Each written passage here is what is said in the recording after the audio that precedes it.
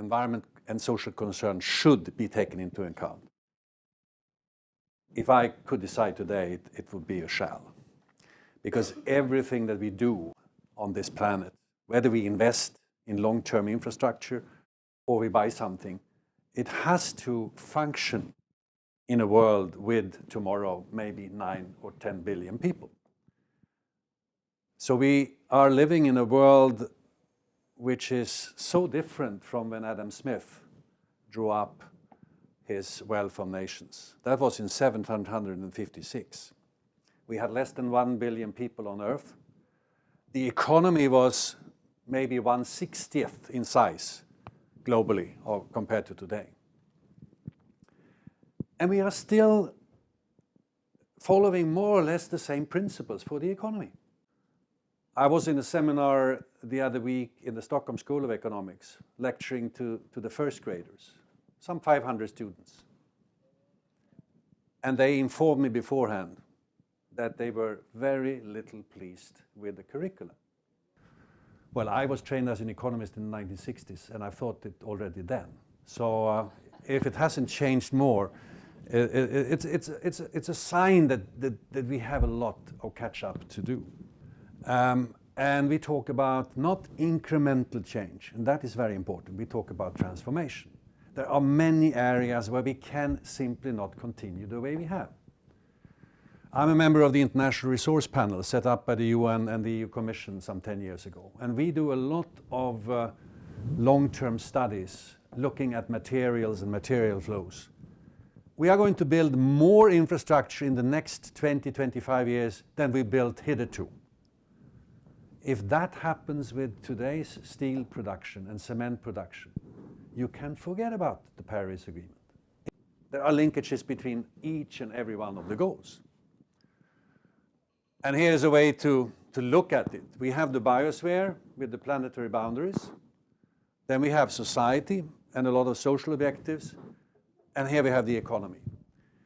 The social development is the main objective within the planetary boundaries. And then I would look upon the economy as a toolbox to make that happen. Today, it's more or less the other way around. But the footprint of most of the developed countries, industrialized countries, is too high. Whereas on the social scale, most of the developing countries are lagging behind.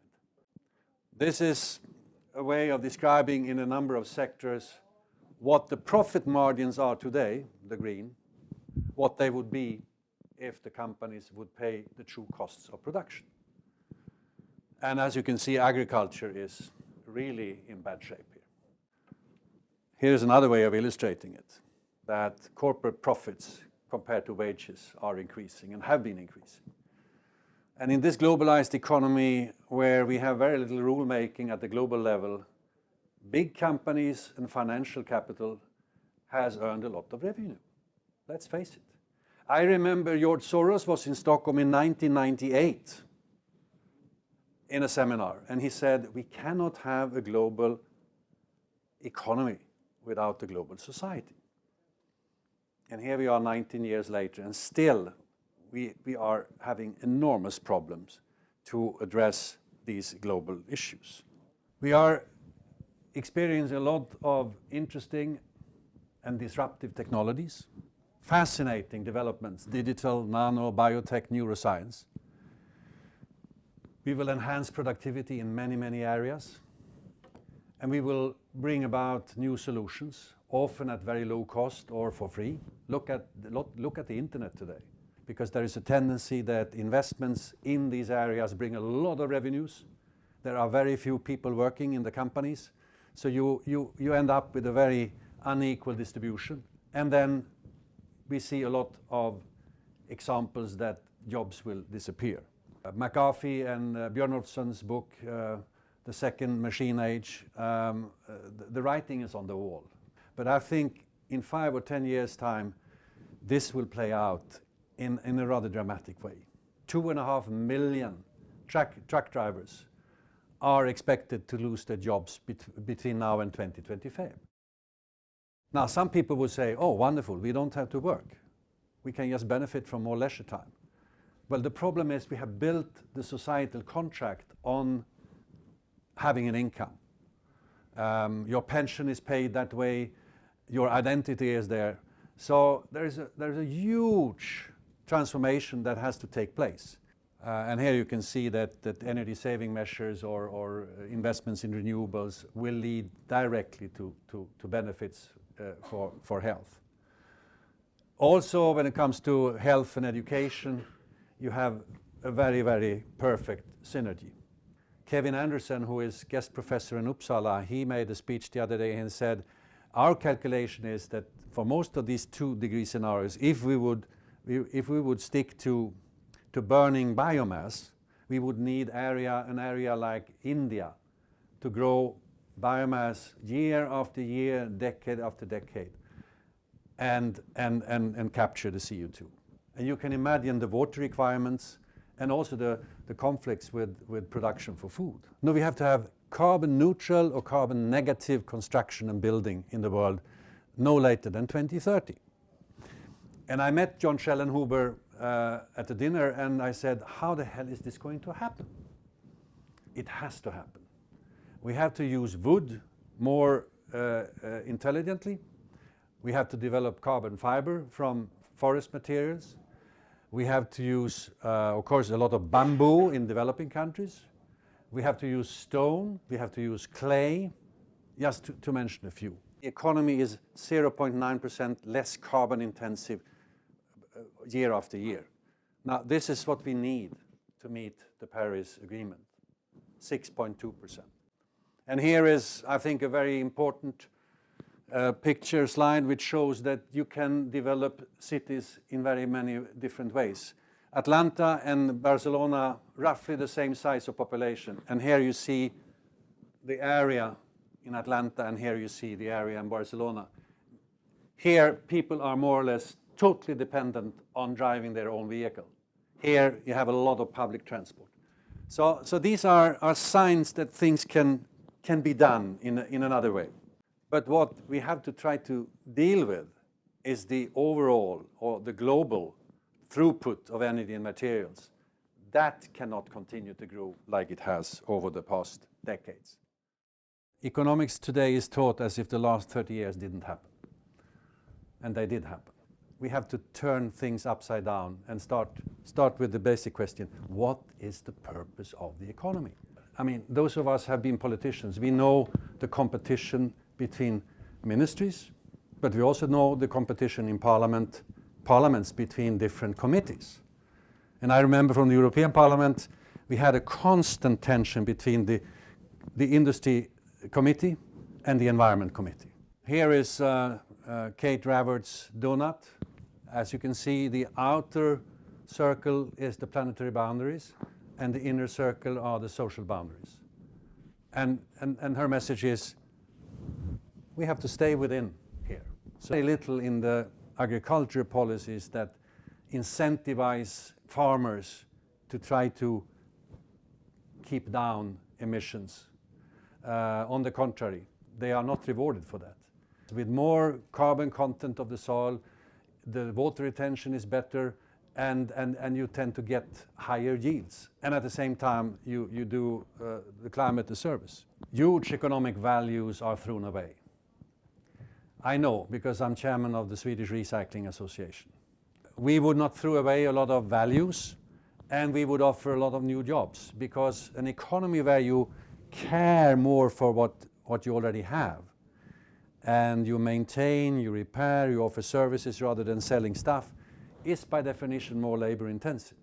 And in a situation where in other technology areas jobs are going to disappear, I think this makes perfect sense. Look at Sweden. 60% of our tax income is from taxing labor, whereas around 5.6% is taxing energy and environment. I'm not saying that you can do exactly the opposite, but there is something very weird in a taxation system where so much tax is put on having people employed. And of course, we ought to broaden our climate policy, because we have focused more or less entirely on energy and energy systems and energy efficiency. Material efficiency is also very important. It's a mind shift, and the market will not be capable of doing this by itself. It needs political intervention. But if that is done in a clever way, companies would prosper in this kind of an economy, no doubt of it. It's the Nordic development model that economic development, social development, and environmental development should go hand in hand. That is as if that is now a model that some of the biggest economies of this world want to follow. Try and have a look where it is happening. Goes up to 2014, because that was where Hedegaard sort of made this movie. Since 2015 surpassed the global average temperature record, and since 2016 surpassed 2015. In other words, it is accelerating quite dramatically. In my view, it would have been much more dangerous to the world if Mr. Trump had become president 5 years ago or 10 years ago. I think we see it very much in transportation. They are planning their cities quite differently now. I saw recently, after their People's Congress back in March, that they now announced that all the taxis in Beijing should now become electrical vehicles, 250,000 taxis. When it comes to their infrastructure, their trains, they are starting to have environmental taxes, very substantial plans for reforestation. You could take many of these different aspects. I basically claim that China has understood that the way that they have grown up till now, grow first and take care of the environment and sustainability later, that has come to sort of a dead end. I saw the other day that India announced, let's see whether they do it, but they announced that from 2030, it should not be possible to sell a new car in India which was not electrical. And who came out best? Sweden came out as number 1, followed by Denmark, followed by Norway, followed by Finland as number 4. All very well. Point is that even in the most advanced countries, we have challenges when it comes to responsible consumption and production, climate action, and life on land. Even that we know that we have these long-term challenges, we have a significant problem with politics being more and more dominated by short-termism. Climate change challenge is not just about environment and climate, it's about transport, it's about agriculture, it's about energy systems, it's about the way we build societies, basically. I was working with for the Norwegian Prime Minister, Erna Solberg, who had asked me and a Norwegian businessman, please come up with some answers as to when Norway should not live only from oil and gas, what should come instead? How can we have green competitiveness? Whether the time horizon is 2030 or it's 2050. There are some things that would seem to be the cheap option here and now, but if you have the vision that we are going to be low carbon by 2050, then it's another solution. The investment environment starts to factor in the risk much more systematically than before, not all of them, but many. It goes for the big American banks, it goes for the European investment banks, many of the regional development banks. I saw recently that Ben van der Burden, Shell's CEO, saying to his peers, we have for too long neglected the risk of climate change. We can see that foreign direct investment is now declining in Australia because we are not getting serious about our energy structure and about climate change. It starts to cost when it comes to foreign direct investments. The CEOs of the companies and the board members of different companies would risk being held personally accountable if they did not start much more systematically to factor in the risk of climate change. Next Monday in Paris, a lot of very, very big investors, I mean, some of the biggest investors in Europe, they will be discussing how can we green the whole portfolio and factoring climate and resources much more systematically. There is an element that is equally important, namely our values and our behavior. And I think it is so important that we start to talk a bit more about behavior. Why? Because if this very, very deep transition should happen only through top-down politics, I think we would risk ending up in a society that none of us would really like to live in. So just to wrap up, I've been asked to say something about sort of the politics behind the SDGs and the challenges ahead. Years ago, there were globally 60 climate laws. The other day, it was marked that now there's more than 1,200 climate laws. We also need to have more mandatory requirements. For instance, for investors, they're not just doing it out of the blue. Even China starts now to set up mandatory requirements to disclose for investors. We are not good enough at exchanging good practices, best practices, and there are lots of things we could do at the European level, but I must say that at the Nordic level, we could do a lot, and we could do a lot more. Isn't it almost a moral imperative for these most prosperous, privileged, and peaceful countries to continue to set an example as to how short-term needs and long-term needs and obligations can and must be aligned? I really think we have quite some job to do still, and if not, the Nordics should be the front runners here, not just today, but also 10 years from now. Who else would we expect that role from?